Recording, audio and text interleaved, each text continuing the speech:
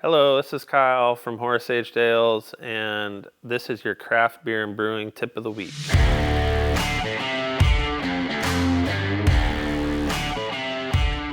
Once something's in the bright tank, and I'm going to use coffee for an example, I'll go into a smaller tank with coffee, and a lot of people will ground their beans or treat them a certain way. I've seen cold brew even, but I've always taken the tea bag stance, I call it. I fill whole beans into a bag and I let them steep in there, and I taste them every 4 hours to see if they're where they're at. Coffee beers are very labor intensive for me. I am often going back and forth until something is done.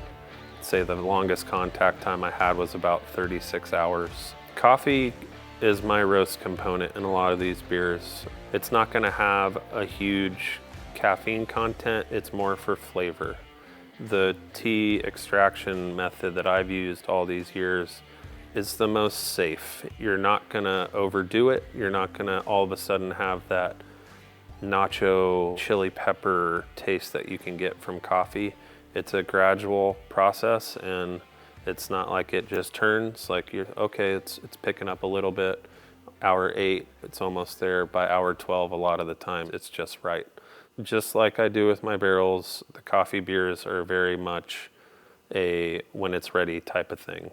I've been known to spend crazy amounts of money on varieties of coffee and really push the envelope with Geisha, Jamaica Blue Mountain, Kopi Luwak, these kind of things. And going back to barrels, coffee is never the same. Coffee needs to be roasted. You're never going to get the same roast typically. The beans aren't going to be the same from year to year.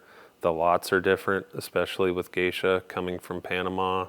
Some are higher elevation, some are wetter climates. So it's not an adjunct that I'm confident in saying this is going to be the norm. This, we did 8 hours last time, it's going to work the same way. It's all across the board with coffee. So that's why I put such a big emphasis on the tasting part. I typically have it roasted medium to dark. I think light, it's too acidic and you get a lot of off flavors from it. The flavor profiles I'm looking from coffee other than roast are vanilla, jasmine, the floral qualities. Geisha is very vanilla forward, and it works well when using vanilla as another adjunct or on its own. When you don't roast the coffee bean enough, it's going to have that green flavor, that acidic. You're not making a sour coffee beer is what I like to say. You're making a stout and you want it to be more chocolate and vanilla and fudgy forward, and that's what I try to get out of those beans. And I really liked those expensive beans from the get-go, and they worked for me versus like an Ethiopian, for example, that is berry or citrus forward. They might be great to drink on their own, but not in these big beers.